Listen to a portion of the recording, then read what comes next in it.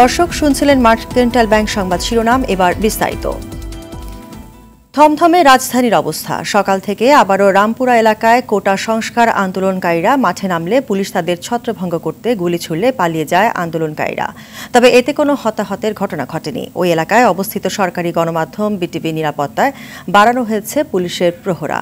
চোখে পড়েনি রামপুরা বাড্ডা বনশ্রী এলাকায় চিরচেনা যানবাহনের চাপ। গতকাল ঘটে যাওয়া সহিংসতায় ক্ষতচিহ্ন ছড়িয়ে ছিটিয়ে রয়েছে বিভিন্ন এলাকা জুড়ে।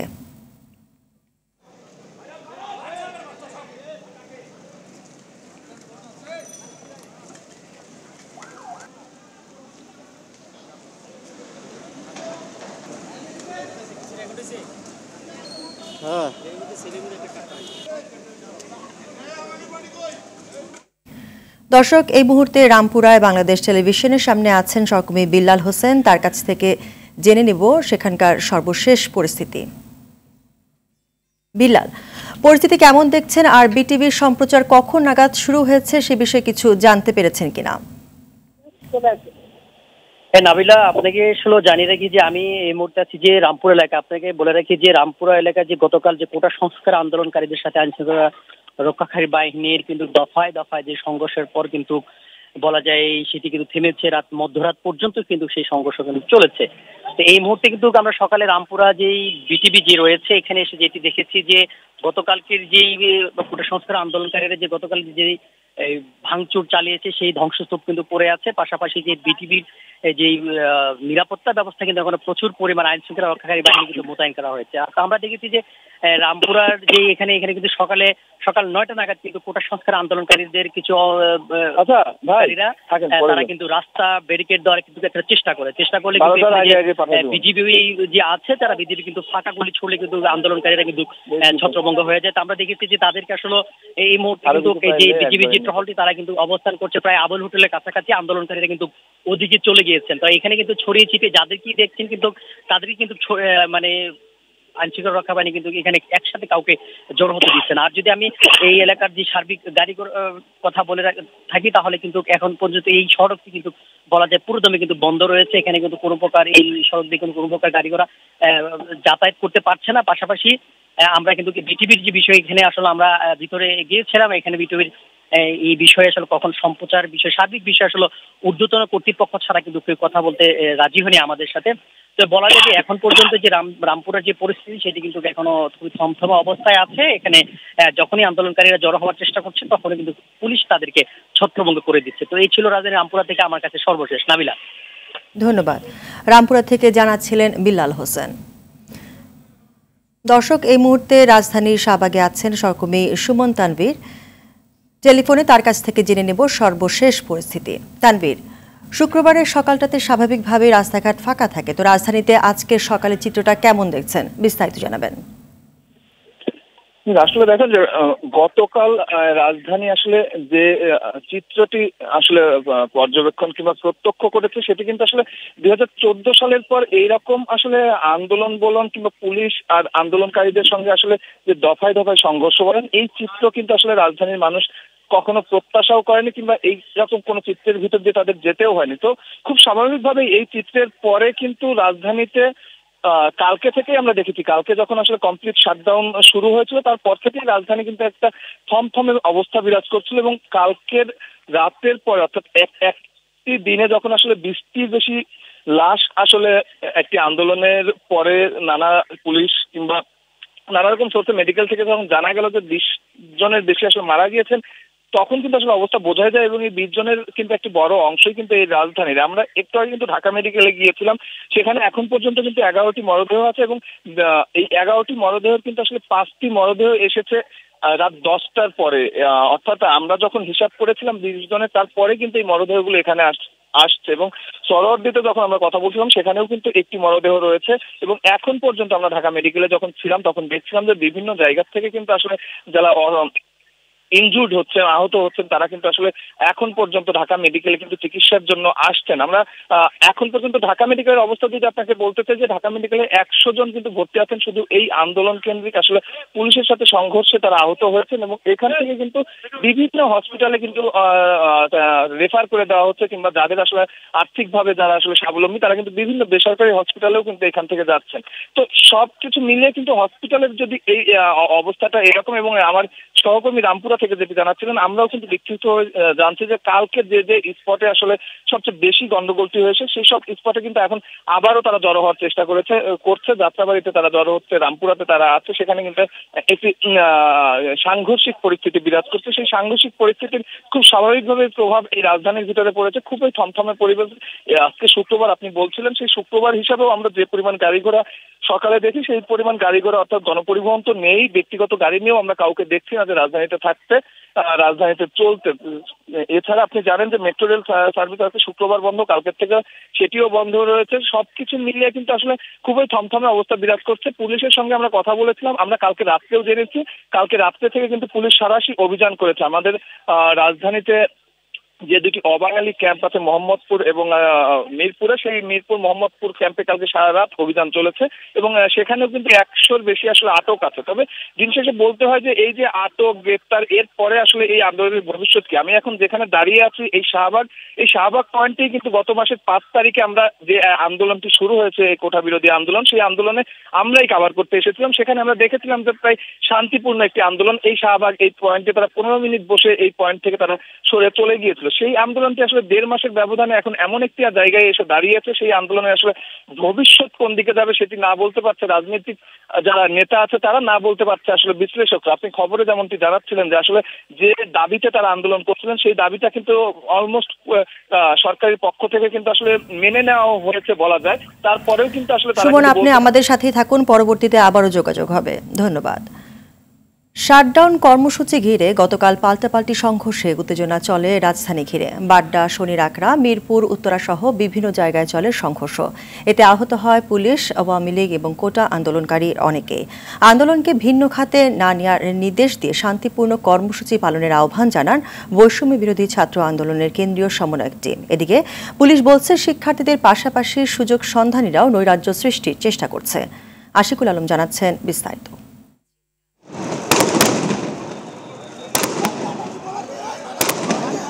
গেল রাতের সংঘর্ষের পর সকাল থেকে উত্তাল রাজধানী ঢাকা। যাত্রাবাড়িতে ঢাকা চট্টগ্রাম মহাসড়ক অবরোধ করে বিক্ষোভ শুরু করে আন্দোলনকারীরা। পুলিশ এবং যুবলীগ ছাত্রলীগের সঙ্গে দফায় দফায় সংঘর্ষ ও ধাওয়া পাল্টা ধাওয়ার ঘটনা ঘটে। বন্ধ হয়ে যায় যান চলাচল।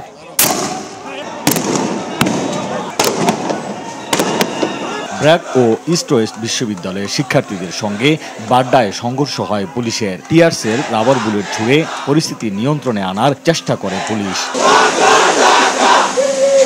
আমরা এখানে কোনো সহিংসতা করতে আসিনি, আমরা আমাদের দাবি আদায়ের জন্য এসেছি, আমরা আমাদের অধিকার চাই। আমরা কিন্তু সকাল থেকে একেবারে শান্তিপূর্ণভাবে আন্দোলন করছি, সবকিছু আমরা শান্তিপূর্ণভাবে করছি। ইভেন পুলিশ যখন তারা 20 জন আসছে, আমরা তাদেরকে দেখে সুন্দরভাবে একেবারে প্রোটেস্ট করতেছি। কুড়িল বিশ্ব রোড এলাকায় যমুনা ফিউচার পার্কের সামনেও অবস্থান নেন আন্দোলনকারীরা। এ সময় তাদের সরিয়ে দিতে পুলিশের সঙ্গে যোগ দেয় ছাত্রলীগ ও যুবলীগ। সায়েন্স ল্যাব মোড় ও উত্তরাতেও চলে সংঘর্ষ।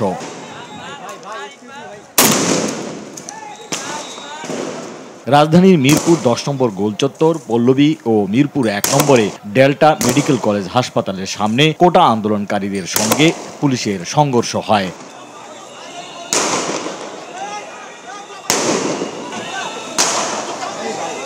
পরিস্থিতি নিয়ন্ত্রণে রাখতে পুলিশের সঙ্গে ঢাকা সহ সারা দেশে 229 প্লাটুন বিজিবি মোতায়েন করা হয়েছে। পুলিশ বলছে সম্পূর্ণ অরাজনৈতিক কর্মসূচিতে সরব কয়েকটি রাজনৈতিক দলের কর্মীরা। কোটা আন্দোলনকারী, জামাত, শিবির, বিএনপি সমস্ত লোকজন এখানে এসে ভিড় করে একটা অরাজকতা তৈরি করার চেষ্টা করছে।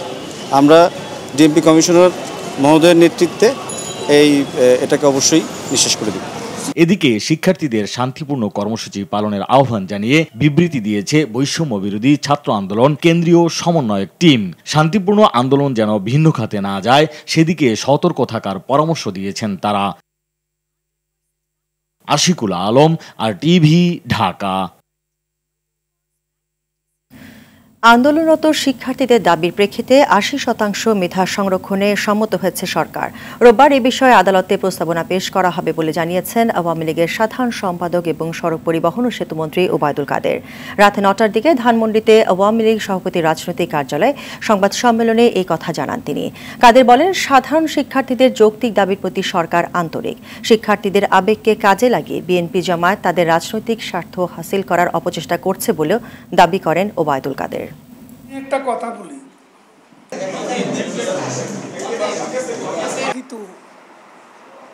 মৃত্যু আমরা শিক্ষার্থীদের দাবির সাথে সঙ্গতি রেখে ৮০% মেধা কোটা সংরক্ষণের ব্যাপারে ঐকমত্য পোষণ। এ ব্যাপারে আমরাই অ্যাপিল বিভাগে প্রস্তাব রাখব সরকারের পক্ষ থেকে। কোটা সংস্কার নিয়ে যখন বলবে তখনই শিক্ষার্থীদের সঙ্গে বসতে রাজি সরকার। সংস্কারের ব্যাপারেও নীতিগতভাবে একমত। প্রধানমন্ত্রীর নির্দেশনা জানাতে বৃহস্পতিবার দুপুরে জরুরি ব্রিফিংয়ে এসব কথা জানান আইনমন্ত্রী অ্যাডভোকেট আনিসুল হক। শিক্ষার্থীদের আন্দোলন প্রত্যাহারের অনুরোধ করেন তিনি। সাকিবুর রহমানের রিপোর্টে বিস্তারিত। সরকারি চাকরিতে কোটা সংস্কারের দাবিতে আন্দোলন শুরুর 18 দিনের মাথায় আলোচনার প্রস্তাব দিল সরকার। প্রধানমন্ত্রীর নির্দেশনা জানতে দুপুরে সংসদ ভবন চত্বরে জরুরি ব্রিফিংয়ে আইনমন্ত্রী বলেন, শিক্ষার্থীরা রাজি থাকলে আজই আলোচনা হতে পারে। মাননীয় প্রধানমন্ত্রী তাদের সাথে আলোচনা করার জন্য আমাকে আইনমন্ত্রীকে এবং শিক্ষামন্ত্রী জনাব মহিবুল হাসান চৌধুরী এমপি তাকে দায়িত্ব দিয়েছেন। আমরা তাদের সাথে বসব এবং আমরা এটাও বলতে চাই যে তারা যখনই বসতে রাজি হবে, এটা যদি আজকে হয় আজকেই আমরা বসতে রাজি আছি কোটা সংস্কার করার জন্য। সেই জন্য আপনারা বলতে পারেন যে আমরা কোটা সংস্কারের পক্ষে। আইনমন্ত্রী বলেন, পুরো ঘটনা সুষ্ঠু তদন্তের জন্য বিচারপতি খন্দকার দিলিরুজ্জামানকে দায়িত্ব দেওয়া হয়েছে। এদিকে এক সংবাদ বিজ্ঞপ্তিতে কোটা সংস্কার নিয়ে শিক্ষার্থীদের সঙ্গে আলোচনায় বসে সরকার শান্তিপূর্ণ সমাধানের দিকে এগোতে চায় বলে জানান তথ্য ও সম্প্রচার প্রতিমন্ত্রী মোহাম্মদ আলী আরাফাত। বিবৃতিতে বলা হয়, শিক্ষার্থীদের নিরাপত্তা নিয়ে সরকার উদ্বিগ্ন।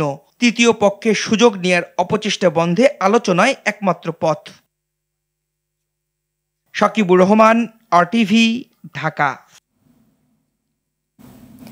কোটা বাতিলের পরিপত্র অবৈধ ঘোষণা করে হাইকোর্টের রায়ের বিরুদ্ধে করা ঢাকা বিশ্ববিদ্যালয়ের 2 শিক্ষার্থী লিভ টু আপিলের শুনানির জন্য শিক্ষার্থীদের পক্ষে বিশেষ চেম্বার জজ আদালতে আবেদন করেছেন অ্যাডভোকেট শাহ মনজুরুল হক। এদিকে কোটা বাতিল চেয়ে রোববারই আপিল বিভাগে লিভ টু আপিল দ্রুত শুনানির জন্য প্রস্তুতি নেওয়া হয়েছে বলে জানিয়েছেন attorney general AM Amin Uddin. সরকারি চাকরিতে কোটা ব্যবস্থা পুনর্বহাল করে হাইকোর্টের রায়কে চ্যালেঞ্জ করে সুপ্রিম কোর্টের আপিল বিভাগে লিভ টু আপিল আবেদন করে রাষ্ট্রপক্ষ।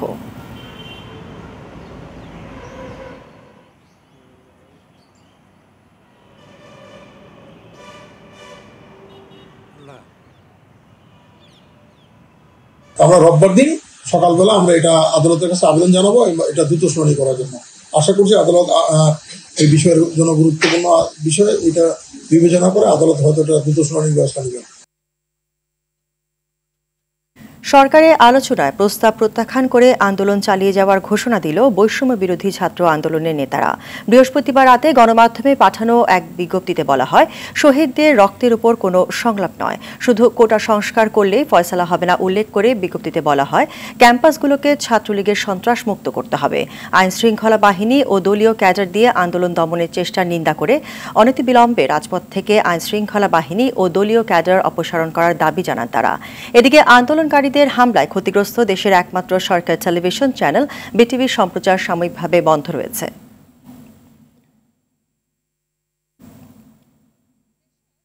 কোটা সংস্কার আন্দোলনের কারণে রাজধানীতে কমেছে পণ্যের সরবরাহ, এমন যুক্তি দেখিয়ে বাজারে বেড়েছে বেশ কিছু পণ্যের দাম।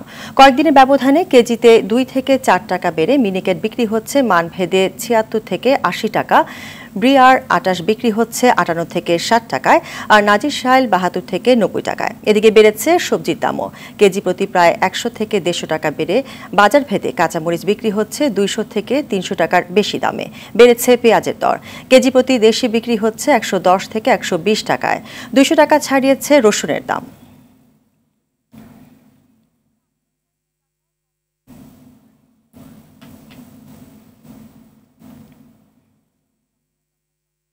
আইন করার ২২ বছরে নেই দৃশ্যমান বাস্তবায়ন, বরং পাল্লা দিয়ে কয়েক গুণ বেড়েছে ক্ষতিকর পলিথিনের ব্যবহার। তাহলে নিষিদ্ধ করে লাভ আসলে কাদের হয়েছে? আইনটি কার্যকর হলে পরিবেশের কি পরিবর্তন হতো? আইন বাস্তবায়নে তবে কি পরিবেশ অধিদপ্তরেরই গাফিলতি রয়েছে? এসব প্রশ্নের উত্তর খোঁজার চেষ্টা করেছেন শাকিলা করিম। প্রতিদিনই ক্রেতা বিক্রেতাদের হাতে হাতে ছড়াচ্ছে পরিবেশের জন্য ক্ষতিকর পলিথিনের ব্যাগ। পাইকারি আর খুচরা দোকানগুলো থেকে পণ্য নিয়ে প্রকাশ্যেই ব্যবহারের পর ফেলা হচ্ছে যত্রতত্র।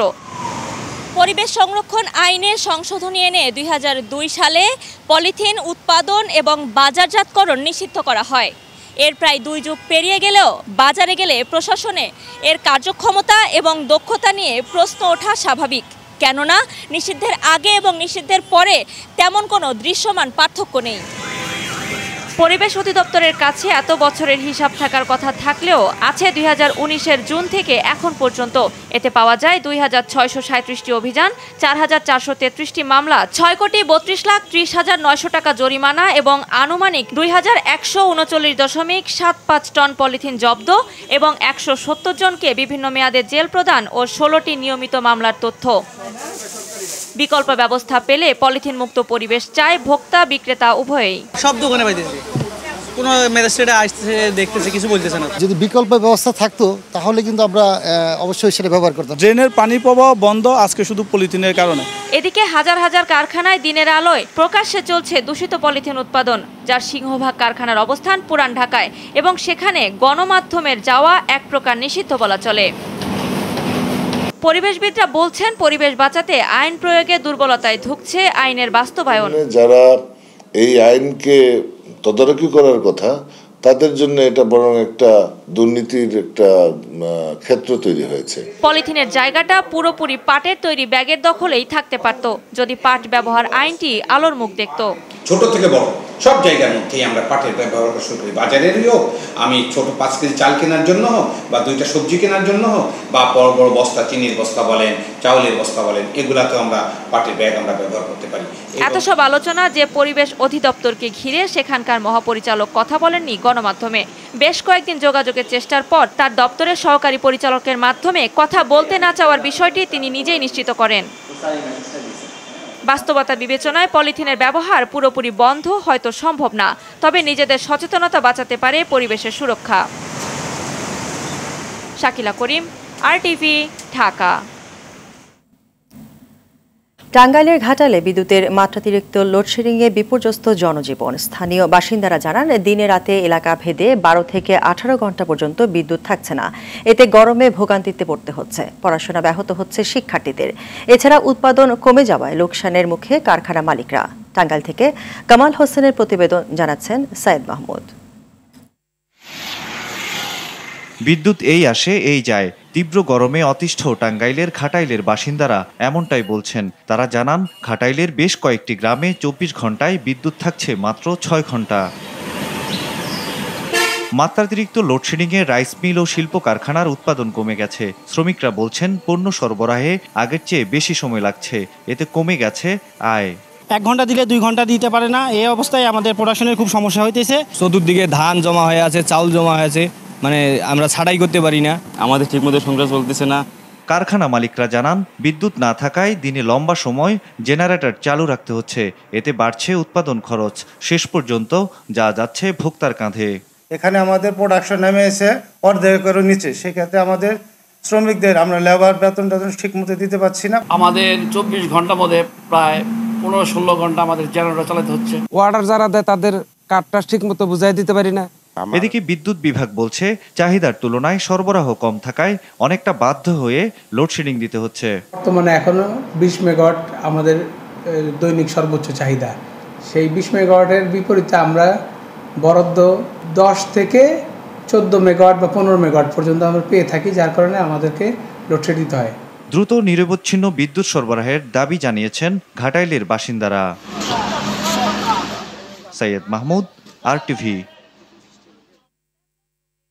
স্বাধীনতার 52 বছরেও শেরপুর জেলার শ্রীবরদী উপজেলার সীমান্তবর্তী পাহাড়ি খরস্রোতা সোমেশ্বরী নদীর উপর নির্মিত হয়নি ব্রিজ, ফলে দুর্ভোগ পোহাচ্ছেন ৩ গ্রামের প্রায় ৩০,০০০ মানুষ। নির্বাচন এলে সেতু করার প্রতিশ্রুতি দেওয়া হলেও পরে আর সেটি আলোর মুখ দেখে না। যোগাযোগ বিচ্ছিন্ন ওই গ্রামে আত্মীয়তা করতে চান না অনেকেই। শেরপুর থেকে মুগনিউর রহমান মনির পাঠানো তথ্য ছবিতে সৈয়দা সামিয়া তামান্নার রিপোর্ট। একটি ব্রিজের অভাবে মূল উপজেলা থেকে বিচ্ছিন্ন শেরপুরের খরস্রোতা সোমেশ্বরী নদীর অপর প্রান্তের খারামোড়া, পোড়াবাড়ি, কোচপাড়া সহ ৩ গ্রামের মানুষ। ব্রিজ না থাকায় খেয়া নৌকাই একমাত্র ভরসা তাদের। বর্ষায় পাহাড়ি ঢলে নদী পারাপার আরও বিপজ্জনক হয়। এলাকাবাসীর সহায়তায় চাঁদা তুলে বাঁশের সাঁকো নির্মাণ করা হলেও পাহাড়ি ঢলে পানির তোরে ভেসে যায় সেটি। নদী পার হতে ঘটে নানা দুর্ঘটনা। শিক্ষা, চিকিৎসা, কৃষিপণ্য বাজারজাত সহ সব কাজেই ভোগান্তিতে পড়তে হয়।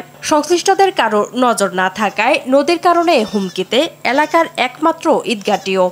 হাজার হাজার বাচ্চা মনে করেন স্কুলে যায় পড়তে, যখন পানি বেড়ে যায় স্বাভাবিকভাবে ওরা যেতে পারে না, অনেকদিন ওদের স্কুল মিস হয়ে যায়। এখানে একটা ব্রিজ অবশ্যই দরকার। মেয়ে আছে, ডিগ্রি পাস ছেলে আছে, বলে যে নদীর বলো কি বিয়ে সাথী দেয় না। আমরা এমন কষ্টে আছি, কয়ে শেষ নাই। পার হওয়ার সময় অনেক লোকজন মারা যায়, আমরা খুঁজেও পাই না। 52 বছর হয় এই অবস্থা চলতেছে, বোঝার নাই। বিভিন্নভাবে আমরা ভোগান্তি বহন করি।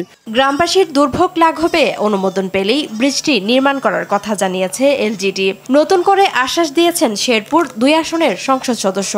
অলরেডি আমরা সাপোর্টিং রুরাল ব্রিজের আন্ডারে প্রস্তাব পাঠিয়েছি, অনুমোদন হলে আমরা যথাযথ ব্যবস্থা নিব। এটা আরও আগে হওয়া প্রয়োজন ছিল। মাননীয় সেতুমন্ত্রী আমাকে আশ্বস্ত করেছেন খুব দ্রুতই ব্রিজটা আমাদের হয়ে যাবে এবং টেন্ডার হবে অল্প সময়ের মধ্যে। আর প্রতিশ্রুতি নয়, মানুষকে একটু শান্তি দিতে দ্রুত ব্রিজটি নির্মাণের দাবি এলাকাবাসীর। সৈয়দা সামিয়া তামান্না, RTV। ভারতের উত্তরপ্রদেশের গোন্ডায় ভয়াবহ ট্রেন দুর্ঘটনায় মারা গেছে অন্তত 4 জন। এই ঘটনায় আহত হয়েছে আরও অনেকে। চণ্ডীগড় থেকে রওনা হয়ে ডিব্রুগড় এক্সপ্রেসের অন্তত 10 থেকে 12টি কামরা লাইনচ্যুত হয়ে বলে জানায় স্থানীয় কর্তৃপক্ষ। বৃহস্পতিবার দুপুরে গোন্ডা ও মনকাপুরের মাঝে জিলাহি স্টেশনের কাছে দুর্ঘটনাটি ঘটে। দুর্ঘটনার কারণ অনুসন্ধানে তদন্ত চলছে বলে মন্তব্য করেছেন ভারতের উত্তর পূর্ব রেলের মুখ্য জনসংযোগ আধিকারিক পঙ্কজ সিংহ। হতাহতদের উদ্ধারে কাজ চলছে বলে নিশ্চিত করেছেন তিনি।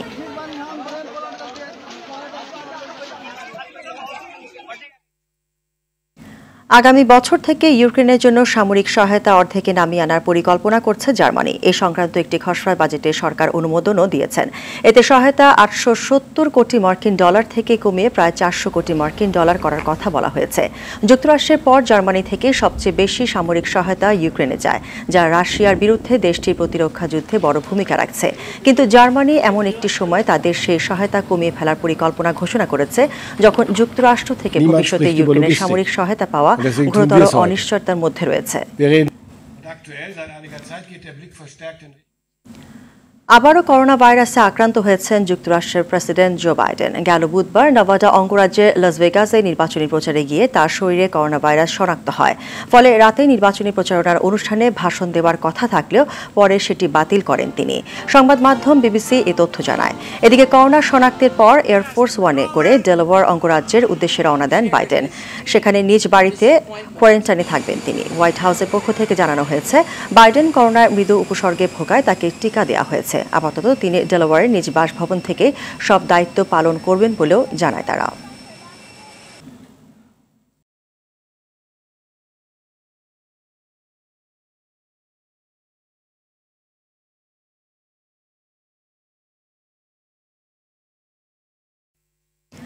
অবরুদ্ধ গাজা শহরের এক আশ্রয় কেন্দ্রে ইসরায়েলি সৈন্যদের আকাশপথে হামলায় 3 শিশুসহ 9 ফিলিস্তিনি নিহত হয়েছে।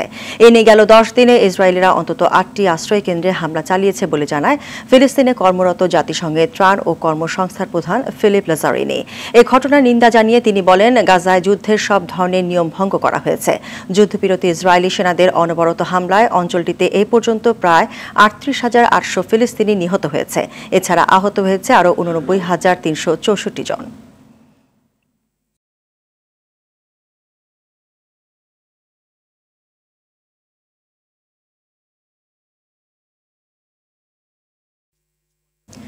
আজ থেকে শ্রীলঙ্কার মাটিতে শুরু হচ্ছে নারী টি-20 এশিয়া কাপ। উদ্বোধনী ম্যাচে মুখোমুখি হবে আরব আমিরাত ও নেপাল। বাংলাদেশ সময় দুপুর 2:30টায় শুরু হবে ম্যাচটি। দিনের আরেক ম্যাচে লড়বে ভারত ও পাকিস্তান। বাংলাদেশ সময় সন্ধ্যা 7:30টায় মাঠে গড়াবে হাই ভোল্টেজ এই ম্যাচ। এদিকে স্বাগতিক লঙ্কানদের বিপক্ষে ম্যাচ দিয়ে আগামীকাল এশিয়া কাপ মিশন শুরু করবে বাংলাদেশ। শ্রীলঙ্কার রাঙ্গিরি ডাম্বুলা আন্তর্জাতিক স্টেডিয়ামে ম্যাচটি শুরু হবে বাংলাদেশ সময় শনিবার সন্ধ্যা 7:30টায়। জয় নিয়ে আসর শুরু করতে চায় টাইগ্রেসরা।